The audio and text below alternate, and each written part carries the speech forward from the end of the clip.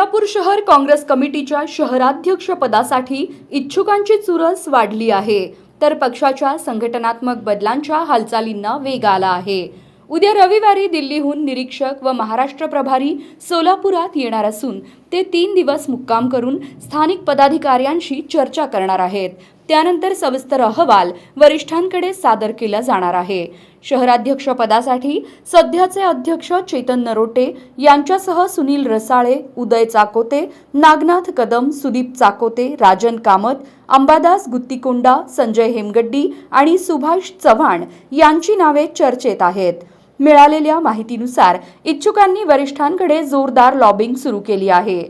दरम्यान जिल्हा पातळीवरही बदल अपेक्षित असून काँग्रेस 2 जिल्हाध्यक्ष नेमण्याची शक्यता आहे। मोहोळ, अक्कलकोट, बार्शी, मंगळवेढा, पंढरपूर या भागांसाठी 1, तर माढा, माळशिरस, करमाळा, सांगोला या भागासाठी दुसरा जिल्हाध्यक्ष नेमला जाणार आहे। मात्र सध्याचे जिल्हाध्यक्ष नुकतेच नियुक्त झाल्याने त्यांच्यात बदल होणार नसल्याची चर्चा आहे। तुम्हाला काँग्रेसचा शहराध्यक्ष कोण व्हावं असं वाटतं? आम्हाला कमेंटच्या माध्यमातून नक्की कळवा।